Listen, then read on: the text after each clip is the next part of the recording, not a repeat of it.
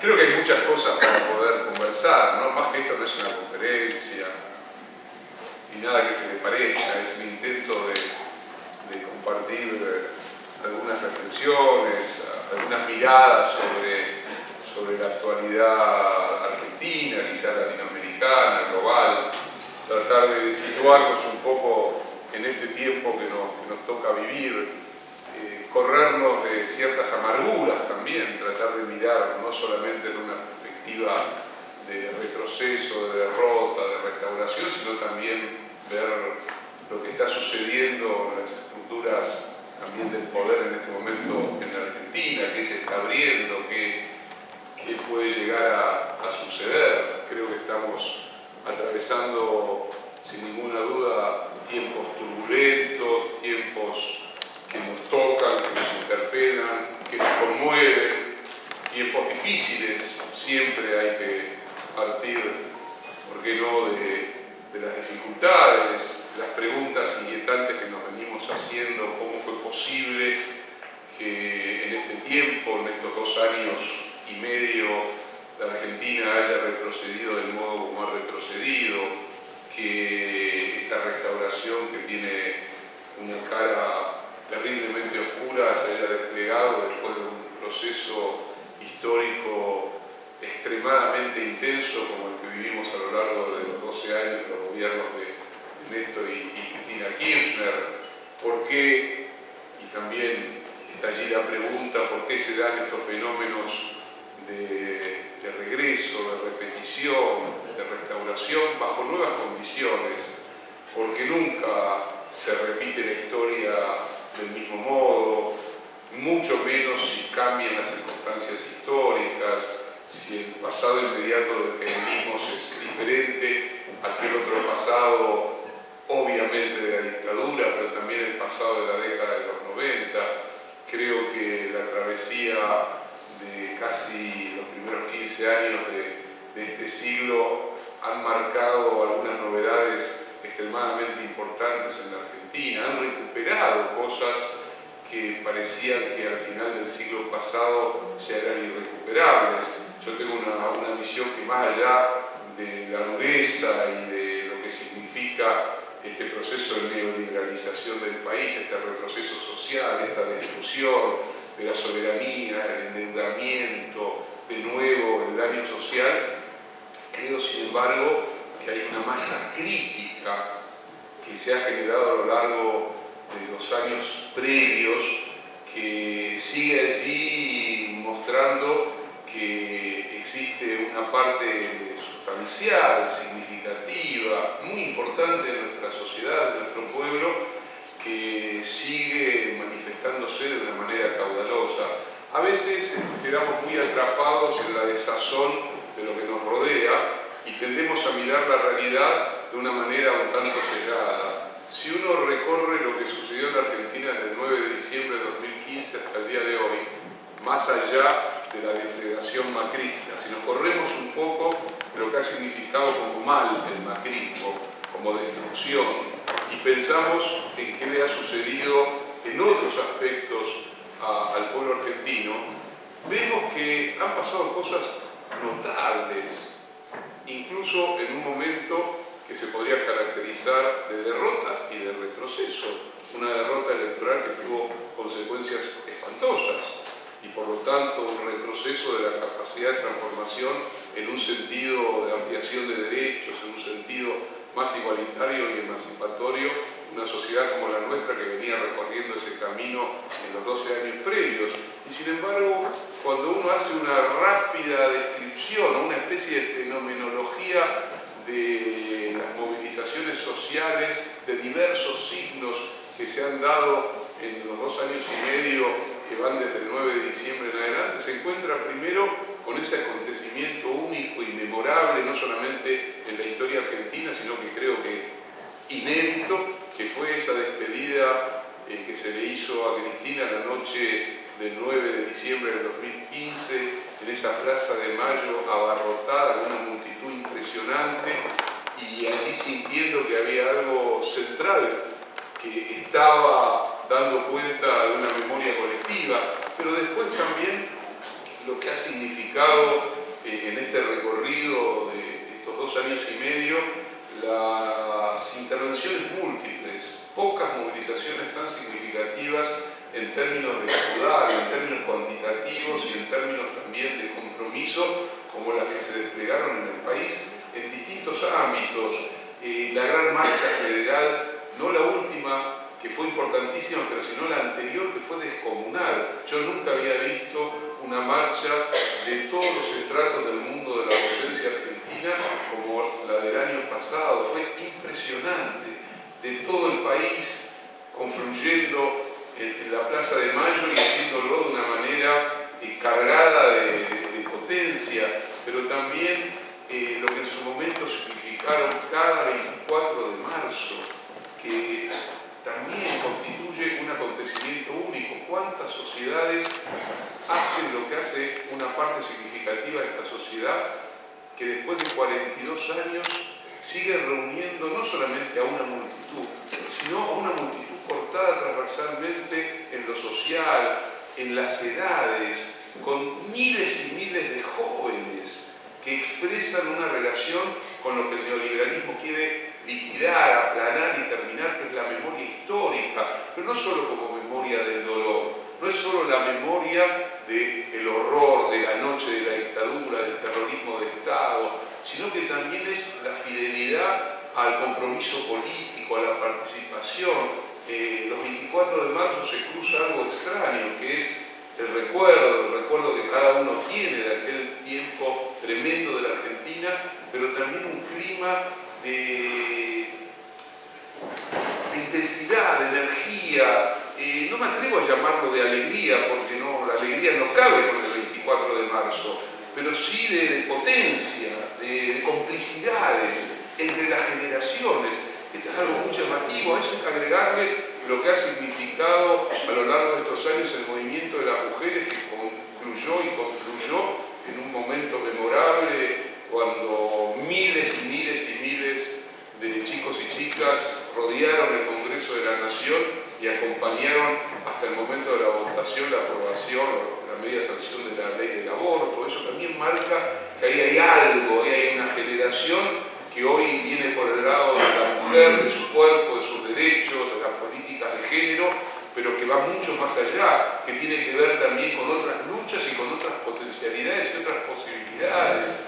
A eso hay que agregarle también las diversas movilizaciones que, insisto, a lo largo de estos años han expresado que hay una masa crítica en nuestra sociedad que ha recuperado y sigue recuperando lo que han significado los años en los que se ha reconstruido en gran medida un sentido de patria, una trama identitaria como hacía mucho tiempo que no acontecía en el país, de pertenencia, algo compartido, una sensibilidad en común. A veces a mí me gusta decir que en una época donde todo se fragmenta y donde el concepto de identidad está casi deshilachado, sin embargo, en estos años se ha construido a lo largo y ancho del país una trama identitaria, político-cultural, que tiene el nombre del kirchnerismo, que por supuesto bebe de lo más profundo de las aguas de las tradiciones populares argentinas, del peronismo,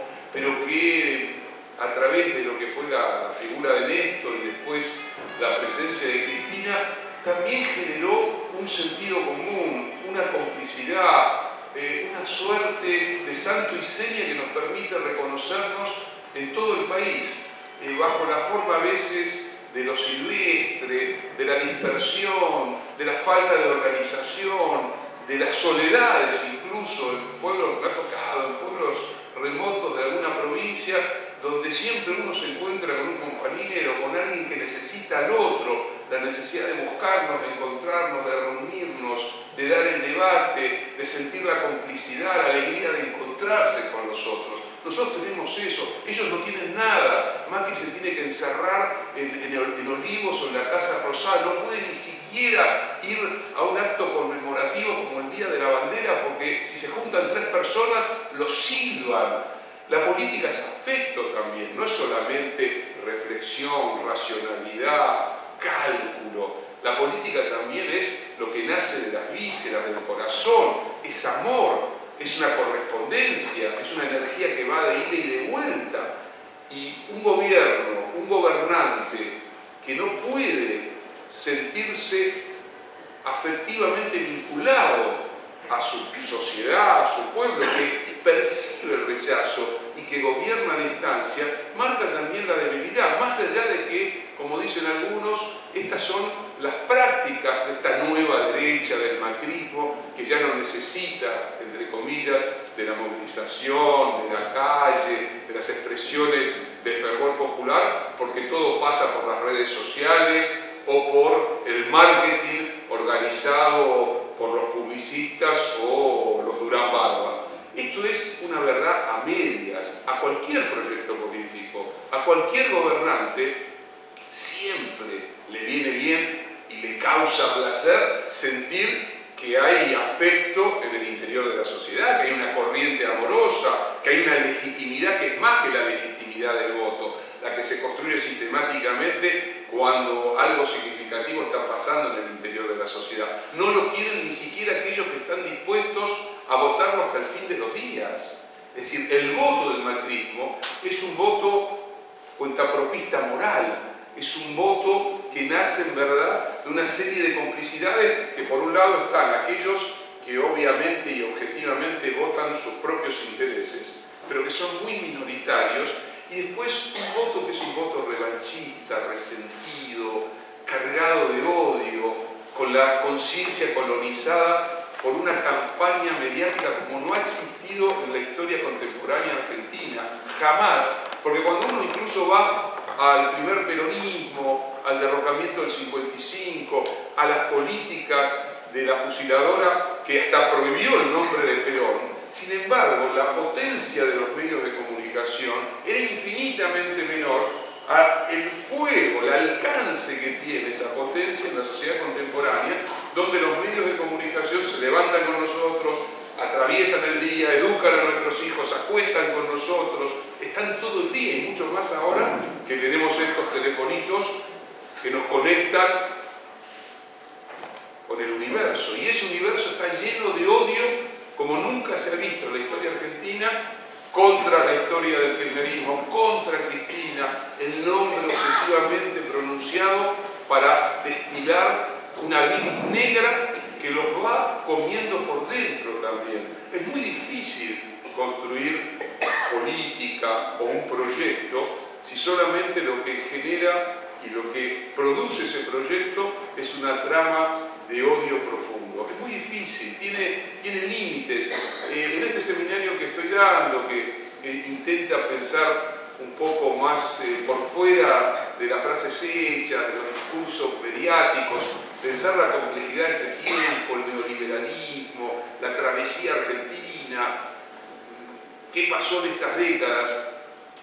Un punto que me parece que es absolutamente central para discutir, para poner en juego, para reflexionar, es precisamente la idea de que algo extremadamente significativo surgió cuando no lo esperábamos en nuestro país.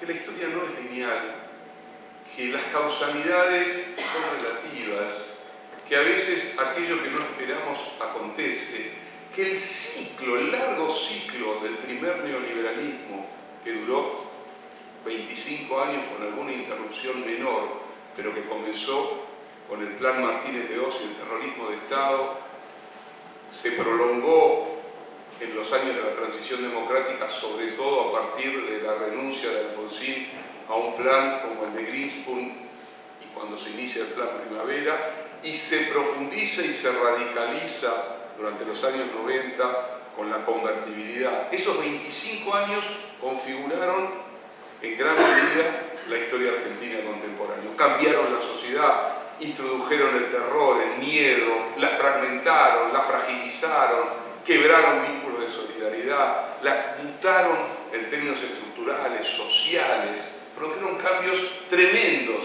en la vida de nuestra sociedad.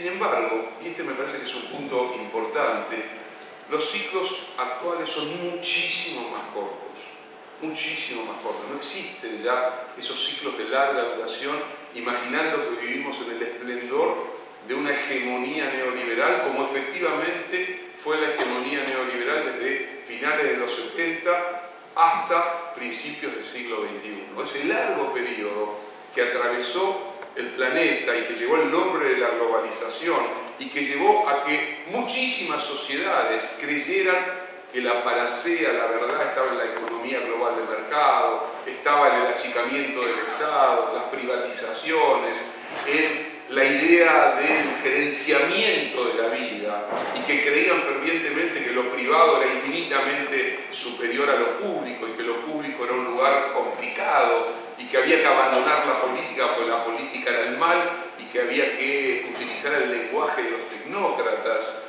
y que lo que nos salvaba era conectarnos con el mundo y abrir nuestras fronteras y convertirnos en parte de ese proceso fabuloso de la modernización de nuestras sociedades y de la globalización y de esa nueva universalidad donde todos íbamos a ser felices de una vez y para siempre.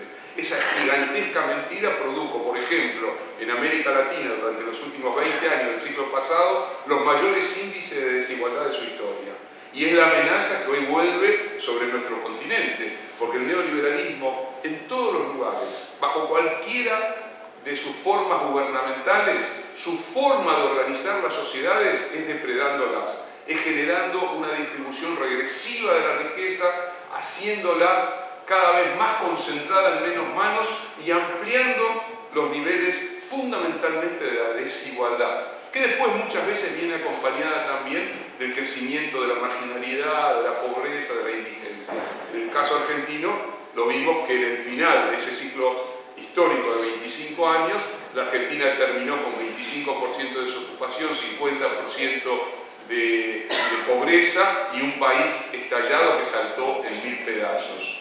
Me parece que ahora el proyecto es más perverso en un punto, porque la vieja derecha, y por comodidad vamos a llamarla vieja derecha, en la Argentina y en otros países de América Latina, sobre todo en ese proceso convulso de la vida de nuestras naciones que fueron los años 60 y 70, necesitó utilizar la doctrina de seguridad nacional, el terrorismo de Estado, las dictaduras, para imponer de nuevo una distribución regresiva. Había que cortarle el espinazo a ese momento distributivo que vivió sobre todo la Argentina, en este caso durante los años del primer peronismo, que fíjense ustedes, se irradiaron hasta el año 74, que fue el último año en el que la distribución de la renta fue fundamentalmente favorable a los trabajadores en la historia argentina. Es decir, ese primer peronismo que sin embargo había sido derrocado por un golpe de Estado en el 55, generó una masa crítica de transformación de la sociedad y de la conciencia de los subalternos, de los trabajadores,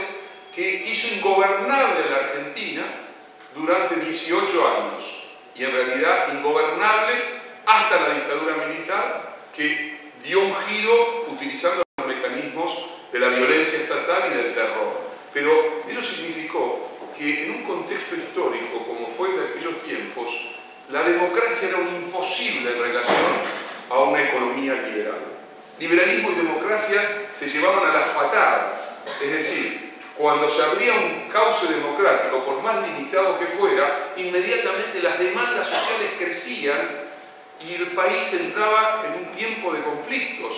Y a eso se le agregaba Guerra Fría, doctrina de seguridad nacional, intervención directa del imperio en el patio trasero y la historia, que ustedes la conocen mejor que yo, de ese ciclo histórico que va del 55 al 83, es la historia de los golpes de Estado, de las intervenciones sistemáticas que impidieron democracias creíbles en nuestro continente, entre otras cosas, y más allá del ímpetu de la Revolución Cubana, de una generación que fue atravesada por el gran mito de la transformación del mundo, también una de las relaciones directas para la radicalización de los jóvenes de aquellos años fue la miserabilidad de la vida democrática, o depredador de un sistema económico-social que impedía democracias en expansión, ligadas a los derechos sociales y a los derechos civiles. Entonces, democracias condicionadas, vaciadas,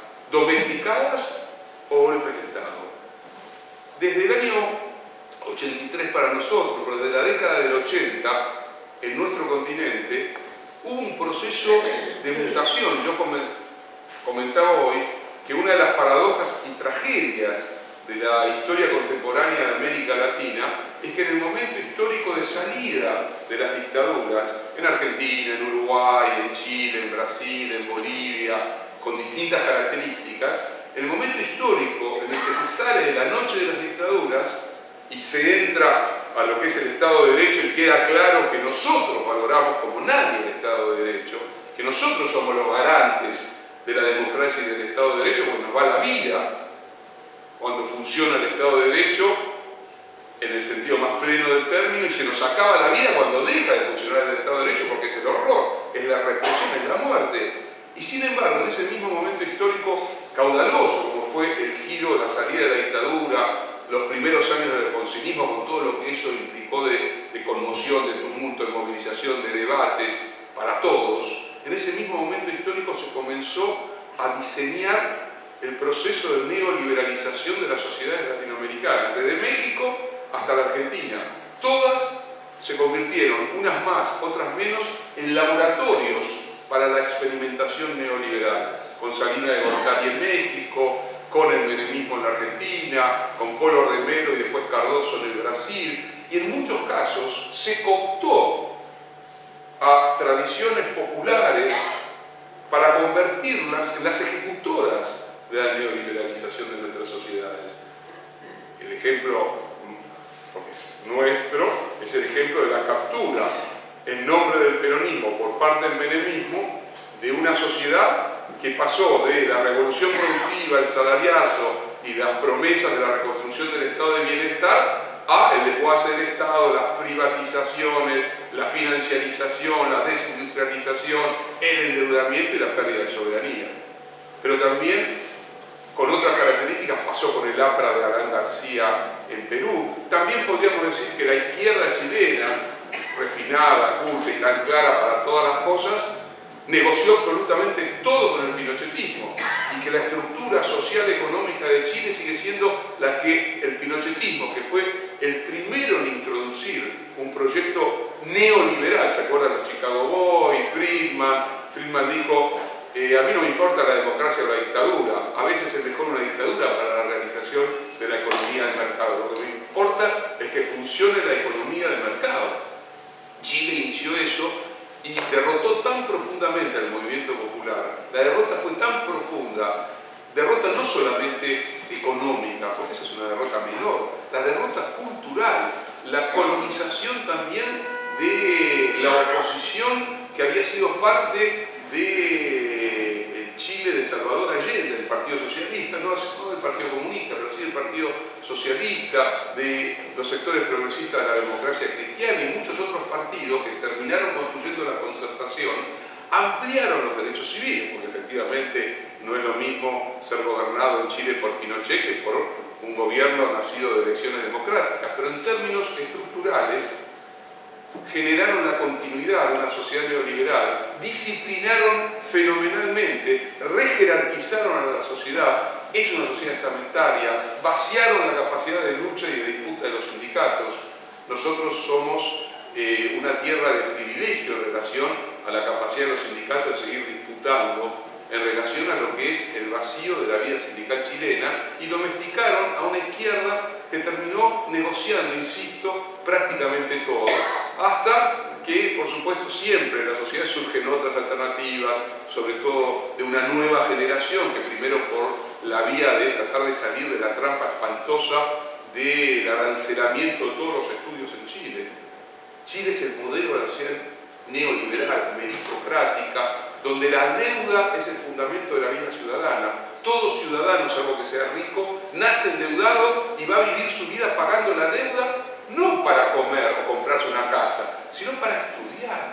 Este es un modelo, y esto no hay que perderlo de vista. El neoliberalismo es un modelo de endeudamiento no solo público, no es solo el endeudamiento vía préstamos del Fondo Monetario Internacional, o de endeudamiento para la bicicleta financiera, o de endeudamiento del Estado y de lo público. Es también un proceso de endeudamiento de la esfera privada, de la vida de los individuos, de los ciudadanos, para maniatarlos, para atemorizarlos, para disciplinarlos. Porque alguien que está endeudado, de acá a 30 años, es alguien que se vuelve conservador. Porque el Estado genuino no es el Estado que endeuda a su sociedad, sino que es el Estado que garantiza que hay un acceso no condicionado a la educación, la salud, la vivienda, la base estructural de una sociedad que se quiera más igualitaria. El modelo neoliberal, que está ligado a estas prácticas, que está ligado a la meritocracia, al emprendedurismo, a resaltar los valores individuales, lo privado, tienden también a la producción sistemática de la deuda, tanto pública como privada, que se devora en el futuro. La deuda se devora en el futuro. Nos queda un presente que se repite eternamente a sí mismo. Este es el modelo neoliberal. Yo siempre señalo algo que me parece clave. El neoliberalismo no es solo y exclusivamente una transformación económica de las sociedades. Aspira esencialmente a la producción de, fíjense qué paradoja, y entre comillas, de un hombre y mujer nuevos. Es decir, formateados en el interior de un modelo de organización simbólica, cultural, que esté absolutamente ligado al concepto existencial del neoliberalismo. Lo individual, lo autocentrado, lo egoísta, lo meritocrático, y lo que podríamos llamar la reducción de todas las esferas de la vida a valor económico. Si el neoliberalismo caracteriza la nueva etapa de los últimos 40 años de la sociedad del capitalismo, es que ha logrado algo terrible, que es que todo caiga bajo la premisa de lo que se llama la economización de todas las esferas de la vida. Si yo digo educación, hablo de gasto, de inversión, todas palabras de renta. Si hablo de trabajo, hablo de capital humano. Si hablo de ocio, de tiempo libre, hablo de rentabilidad turística. Si hablo de una ciudad, hablo ahora de una palabra que se puso de moda, gentrificación. ¿De qué modo recupero los centros históricos de la ciudad, no para uso abierto y democrático del conjunto de los ciudadanos, sino para hacer puro negocio inmobiliario? Si pienso en la salud, pienso en los laboratorios, pienso en el negocio de las farmacéuticas. Si pienso en la vida y en la muerte, pienso en términos económicos. Es la cuantificación de todas las esferas de la vida. Por eso la lucha contra el neoliberalismo es una lucha que es política, que es emocional, que es cultural, que implica una lucha de supervivencia también, porque el neoliberalismo tiende a fragmentar las sociedades, a producir, porque la economía es un dispositivo de la competencia, del egoísmo, de la disputa. Un ejemplo, es muy difícil solidarizarse con alguien que tiene una deuda con la tarjeta de crédito. ¿Quién se va a solidarizar con alguien que debe no sé cuánta plata porque usó la tarjeta de crédito y después, en vez de pagar a fin de mes, decidió pagar el mínimo y después le resulta que tiene que pagar 100%, 120%? La deuda, salvo rarísimas excepciones. Yo recuerdo en la Argentina, y algunos de ustedes también recordarán, que en los años 90 hubo un movimiento de mujeres de pueblos agrícolas, creo que en la provincia de Buenos Aires, de La Pampa sobre todo, contra los remates de los campos por parte de los bancos. Rarísimo, rarísimo. Pero en general la deuda no genera solidaridad. Arreglátelas, viejo. Vos fuiste y compraste, arreglátelas. No es problema mío, incluso dentro de las familias. Y más si son de clase media. La deuda es patológica, es enfermiza, rompe, quiebra. Ellos lo saben perfectamente. La deuda no es un proceso que hace que haya un colectivo de endeudados. Los colectivos se construyen desde otro lugar, desde el lugar de pertenencia en términos laborales, culturales, sociales, políticos, no desde el lado de la deuda. Por eso es tan significativo e importante que en estos años, que incluso fueron años todavía donde una parte importante de esta sociedad puso expectativas.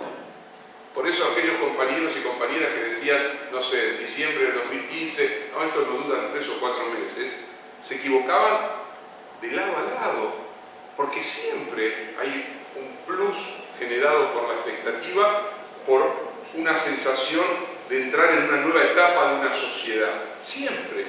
Y siempre hay un reto para que eso tenga un proceso de legitimidad que se extienda más en el tiempo.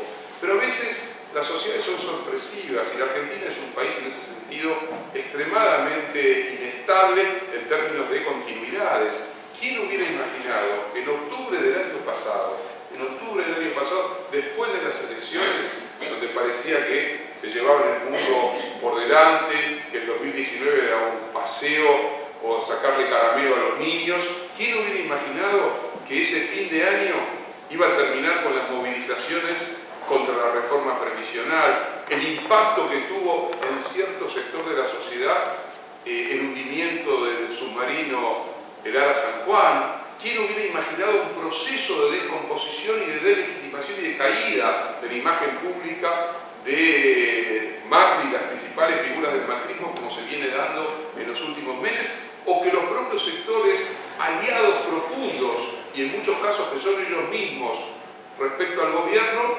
participaran de la corrida cambiaria que casi lleva al descalabro absoluto del proyecto del macrismo y la necesidad de salir corriendo a buscar el salvataje del Fondo Monetario Internacional. Quiero decir, a veces los tiempos de las sociedades tienen una velocidad que no aparecía previamente. Y en la Argentina esto tiene una dinámica de esta naturaleza. De la misma forma que es absurdo, absolutamente absurdo, en política, pensar que existe algo así como el techo y el piso, ¿no? Está esa famosa frase tan pronunciada, ¿no? Sin Cristina no se puede, solo con Cristina no alcanza. Después vienen todos los operadores de encuestas, porque la patria es todóloga, que todos anuncian, ya lo saben, lo definen, que hay un techo, que ese techo, vaya a saber quién lo construyó, porque debe ser un techo que tiene, no sé, acero, cemento, de tal manera que aunque le entres con, no sé, con una agujereadora extraordinaria no vas a poder hacer ninguna fisura, cuando la dinámica de las sociedades es infinitamente más loca en su lógica que aquellos que los que quieren regularizar y los que quieren políticamente definir el horizonte intentan tratar de convencernos. La Argentina está en un momento muy complejo, muy grave también. El endeudamiento es de una enorme gravedad. El macrismo por primera vez nos gobierna por legitimación democrática los dueños reales del poder económico, mediático y judicial en Argentina. Antes tuvieron que utilizar a las dictaduras o tuvieron que parasitar a movimientos populares para que les sirvan de brazos ejecutores de sus políticas. Hoy gobiernan, como digo yo, desde Nordelta a Puerto Madero los dueños del poder económico del país. Que ustedes los conocen, son de verdad lo peor de nuestra historia. Lo peor en un sentido muy amplio, no solamente porque han sido los grandes criminales de nuestra historia, son los descendientes de los grandes criminales de nuestra historia. Todos los nombres que gobiernan la Argentina pueden ser encontrados en las peores masacres de nuestra historia, sino porque fundamentalmente no tienen un sentido ni siquiera como el que tuvo la generación del 80 de construcción de una nación, bajo sus intereses, con su lógica, pensando la educación desde su perspectiva, pero un concepto de nación. Estos tipos, igual que esa plutocracia que domina el mundo y que son unos pocos y que si su país se hunde no tienen problema porque hoy en día el traslado de los capitales es inmediato. No hace falta meter todos los lingotes de oro en un barco para llevárselos. Es simplemente una tecla y toda mi fortuna está en Londres, en Nueva York, en un paraíso fiscal. Así como los millonarios rusos se van de Rusia y viven en Londres, en Nueva York, los griegos lo mismo, y así podríamos seguir. Créanme que estos tipos, si se les pudre la escena política y social argentina, se van del país. El país nunca les interesó. El otro nunca los tocó, nunca. ¿Qué les voy a explicar a ustedes eso? Como esa frase espantosa que si lo hubiera escuchado la generación de mis padres o de mis abuelos se hubieran revuelto en la tumba. Si es rico no roba, ¿no? Y este es millonario. Bueno, esa es la colonización de la conciencia elevada a la enésima. Entonces, este es un momento en donde, por supuesto, la gran disputa tiene que ver con el sentido común, tiene que ver con la dimensión del sentido de las palabras, del lenguaje, porque si algo se logró a lo largo de 12 años fue no solamente devolverle a la política una intensidad que había perdido, también se recuperaron valores, sueños, perspectivas, proyectos que parecían que habían quedado secos en el proceso que fue la dictadura al final de los años 90, que implicó también la profunda desilusión de una generación con la democracia. Y acá hay una diferencia que también es notable, porque algunos comparan el comienzo del menemismo, la transición del alfonsinismo a la década del 90 y la década del 90 con el camino que va del final del gobierno de Cristina a este momento macrista. Hay una diferencia fundamental, central y decisiva.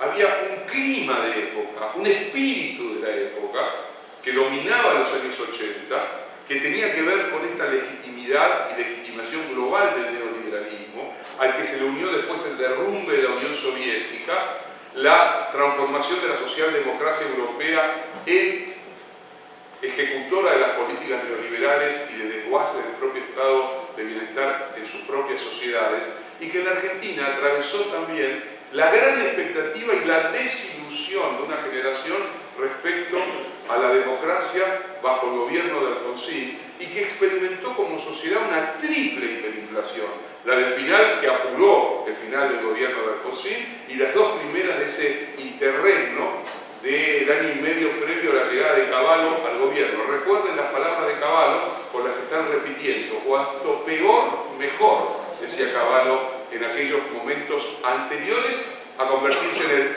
ministro que venía a salvar a la Argentina y que fue amado por una multitud de argentinos y argentinas.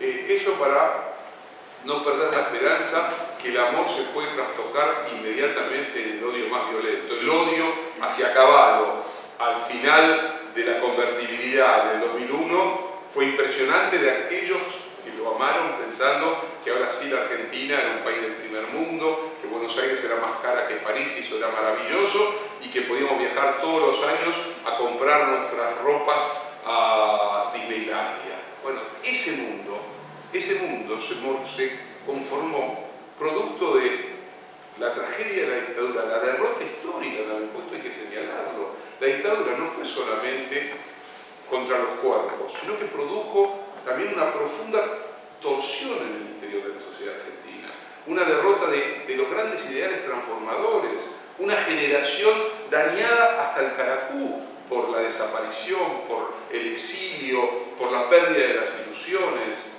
una ilusión que se retomó en el comienzo de la democracia, que llegó hasta el año 87, la famosa jornada de Semana Santa, donde multitudes de argentinos y argentinas fueron a las plazas a pedirle a Alfonsín que siguiera adelante, que estaban con él, y sin embargo allí se produjo un corte, una desilusión, una sensación de pérdida que marcó el declive inexorable de Alfonsín en los 2 años siguientes. Inexorable, pero un declive que no fue solo de Alfonsín, ¿no? Esto no importa si uno lo quería más o menos Alfonsín. Una expectativa de época todavía.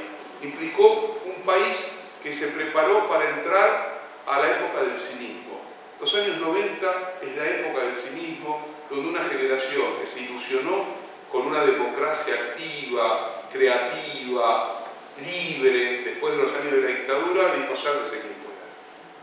una sociedad que se desmovilizó. Y los únicos que comenzaron a movilizarse de verdad en la segunda mitad de los 90 fueron los expulsados de toda dignidad y de todo trabajo, que fueron los desocupados.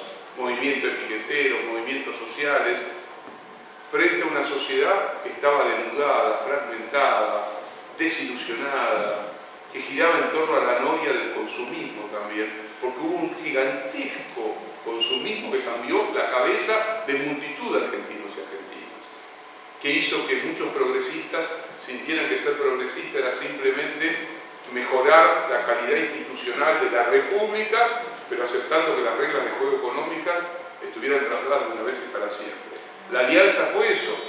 Hoy conversábamos sobre una persona muy honesta y muy inteligente como el Chacho Álvarez, que sin embargo creyó que la política, como política popular, como transformación, estaba muerta, y que la política se hacía en un set de televisión, y que la economía global del mercado había llegado para quedarse, y que no había otra actitud ni otra alternativa que negociar la economía para mejorar las condiciones de la calidad republicana.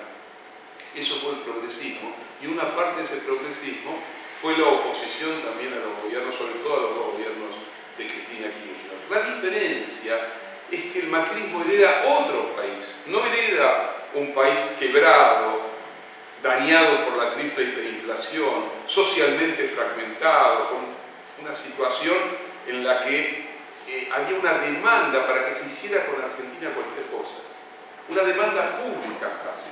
Cuando uno escuchaba en la fila de colectivo, en la estación de tren o en la panadería, decir el precio del pan cambió 3 veces hoy en el día, no hay fenómeno más desestabilizador de la vida social, emocional, psíquica de una sociedad como la hiperinflación. La Argentina fue marcada, fue uno de los pocos fenómenos hiperinflacionarios de envergadura del siglo XX. Eso nos marcó. Yo a veces digo que los daños de las últimas décadas del siglo XX son difíciles de mensurar, porque son muy distintos. El peor de todos, sin duda, fue el daño de la noche de la dictadura, porque eso no tiene redención. No tiene redención, sí tiene justicia, pero no tiene redención.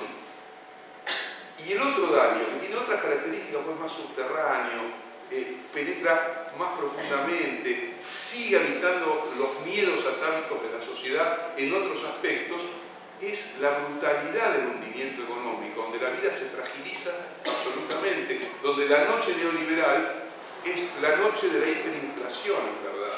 Es la noche de la sensación de que nada se mantiene en pie.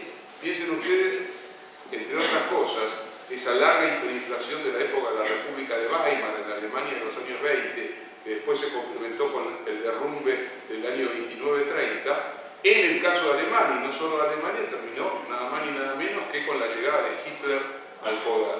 Las cosas nunca se repiten ni se dan de la misma manera. Lo cierto es que el macrismo nace de un momento histórico completamente distinto. Por eso al comienzo de esta charla yo les trataba de recordar lo que ustedes saben mejor que yo en términos de lo que fue sucediendo en estos 2 años y medio en Argentina. No es un país desnudado, desmovilizado, pasivo. No es una sociedad pasiva la Argentina.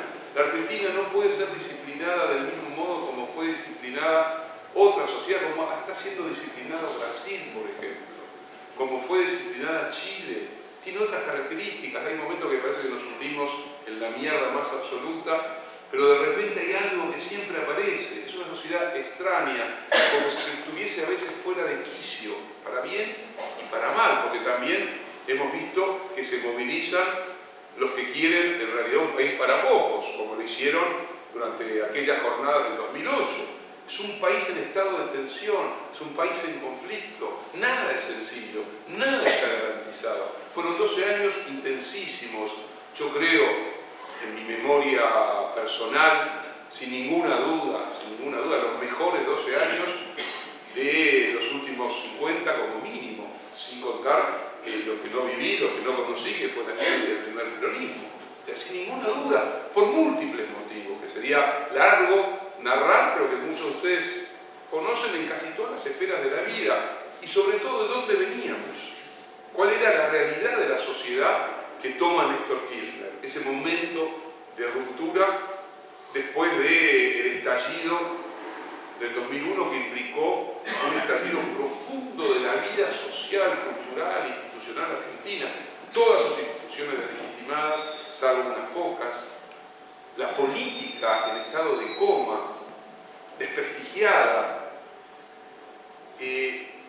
palabras que ya no se usaban más, o si se usaban en voz baja, porque era de mal gusto decir que uno, si pensaba en la economía, pensaba, no sé, no voy a decir en Marx, en Keynes.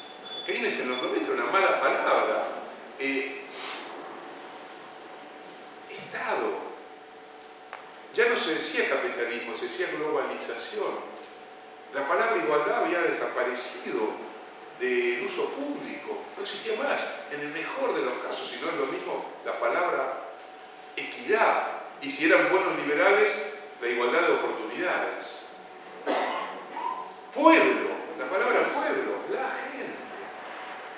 Nos acostumbramos a decir la gente. Eso se convirtió inmediatamente en la gente bien, en los buenos vecinos, frente a las sordas, choripaneras, planistas, etcétera, etcétera. La gente, yo digo la gente, ¿qué es la gente?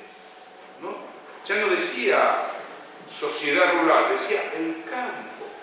El misterio del lenguaje es un misterio extraordinario también, y el uso político, cultural, ideológico, comunicacional del lenguaje. Cuando alguien gana la posibilidad de nombrar las cosas, le pone el nombre a las cosas de acuerdo a sus intenciones, gana una batalla extraordinaria.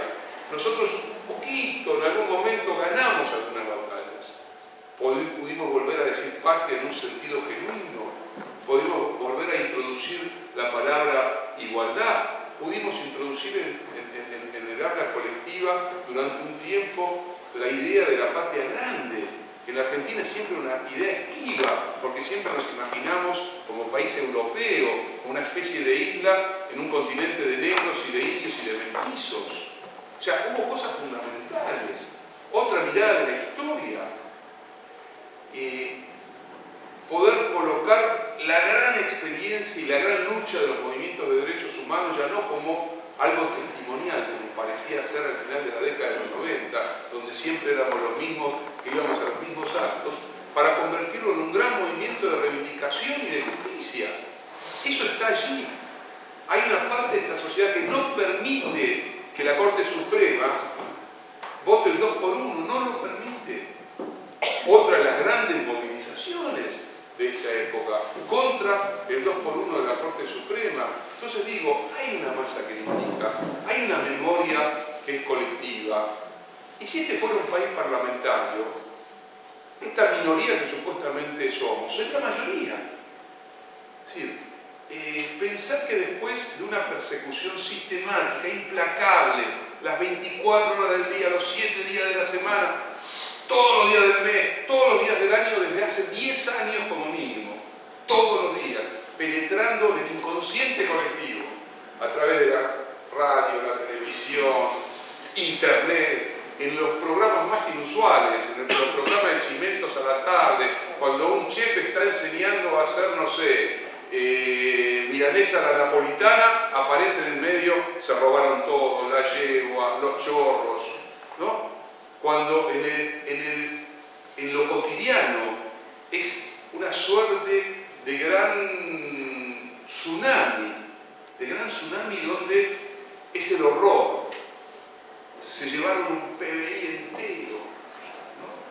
Y eso sistemáticamente, implacablemente, manejando como nunca en la historia argentina todos los medios de comunicación. Porque no me vengan a hablar de C5N, de 750, de Página 12, los quiero mucho a los tres, digamos, pero es una minoría entre la minoría. Ni siquiera durante los años de la dictadura, digamos, hasta el Mundial.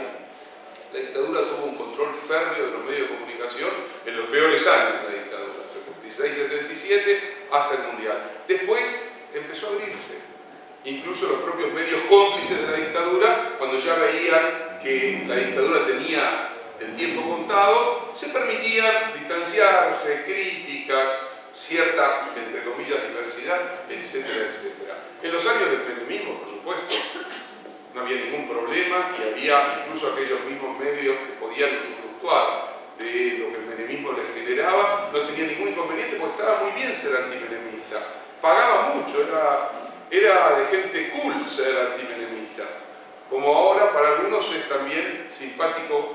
macrista después de haber contribuido sistemáticamente a que Macri llegara al gobierno. Todo un progresismo que ahora dice, uy, qué feo que es el macrismo, ¿cómo voy a ser yo macrista? Y sin embargo fueron sistemáticamente cómplices para que se construyera una cultura proactiva en relación al macrismo.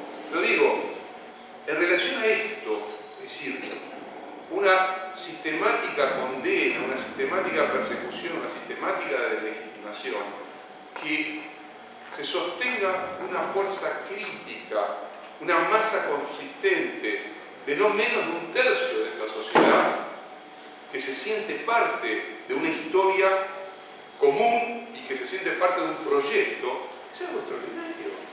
Es algo extraordinario.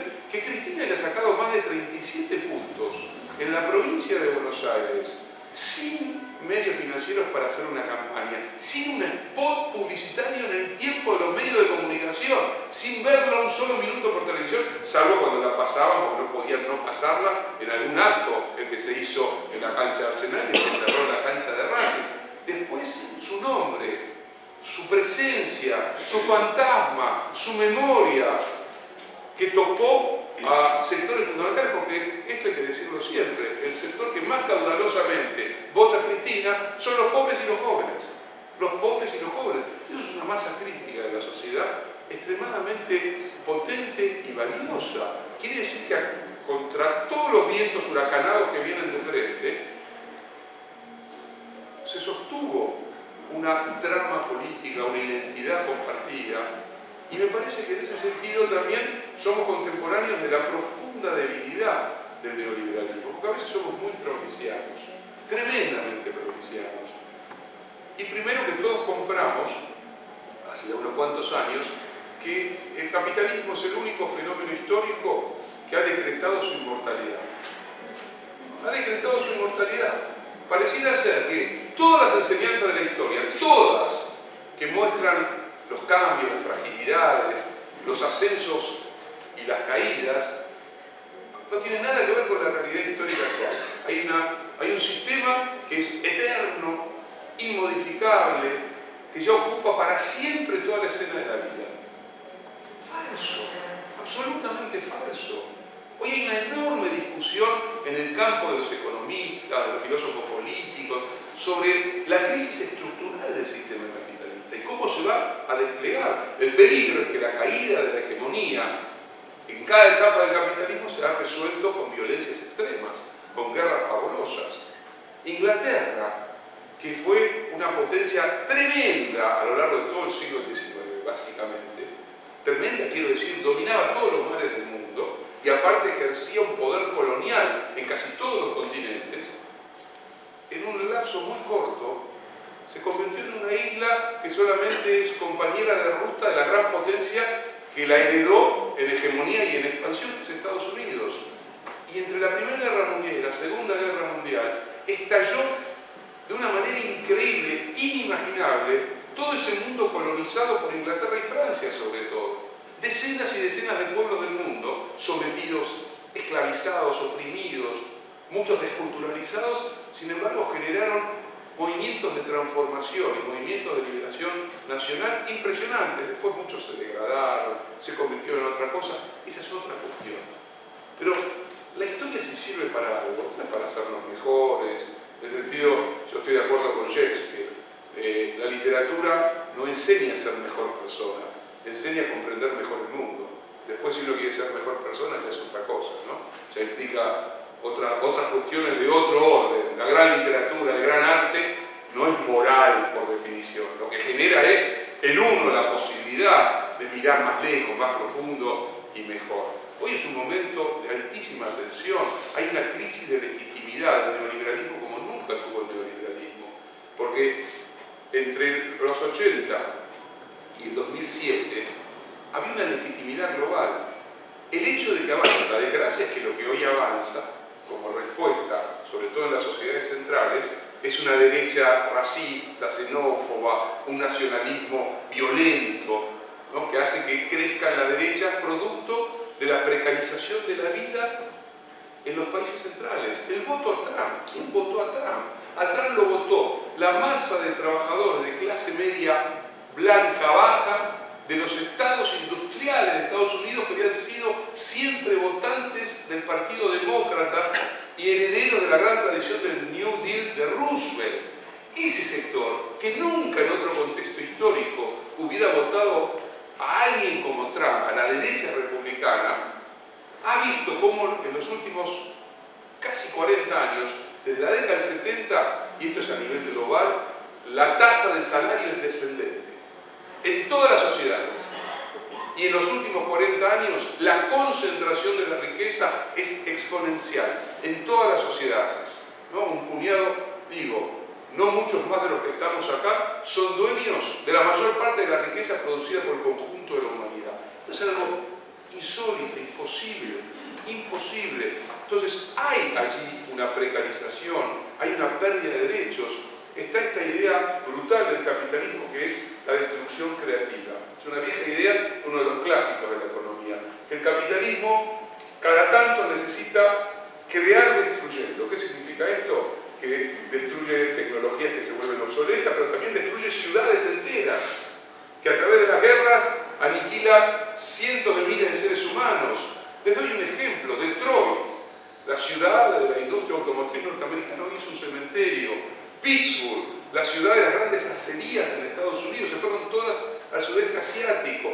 Todos esos se convirtieron en votantes de Trump, cuando antes eran trabajadores sindicalizados y hoy ya no están sindicalizados. El viejo cinturón rojo de la clase obrera francesa de tradición comunista, hoy votan al Frente Nacional de Le Pen. Gran parte de los trabajadores y de las nuevas generaciones, por los viejos trabajadores no, las nuevas generaciones de los viejos votantes obreros del Partido Comunista Italiano, el más grande Partido Comunista de Occidente, hoy votaron a esta alianza racista y neoliberal que gobierna Italia. Entonces, eso está planteando que hoy hay una disputa de legitimidad. Entonces no quiero ser muy largo porque dije que iba a hablar poco y estoy hablando un montón. Este es un tiempo, los chinos dicen, cuando le quieren echar una maldición a alguien, ojalá que vivas tiempos interesantes. No nos conocen a los argentinos, parece que nunca salimos de vivir tiempos interesantes. Pero me parece que hay algo fundamental. Estos meses que vienen son decisivos. Para los próximos 15 años. Decisivos. Intuición no llega a ser una certeza, pero eso, se abre y se abren tiempos interesantes para la Argentina, pero donde dependerá también de la reconstrucción de la voluntad, el entusiasmo. Sin voluntad, sin entusiasmo, no se construye absolutamente nada. Vivir de la melancolía de lo perdido es paralizante. Vivir del recuerdo de lo perdido y de lo verdaderamente vivido para actualizarlo como herramienta de disputa política en el presente es fundamental. No se trata de hacer política hablando solo del futuro. Yo no creo en eso que dicen, no olvidemos el pasado porque hay que hablar solo del futuro. La política es la conjunción, la política de verdad, la popular, la democrática, la emancipatoria, la igualitarista, la fraterna, se nutre de las generaciones pasadas y de las generaciones que están por venir. Y nosotros tenemos la responsabilidad de garantizar la memoria de las generaciones pasadas y de pasarle la posta a la generación que está por venir. Hoy, aquí y ahora,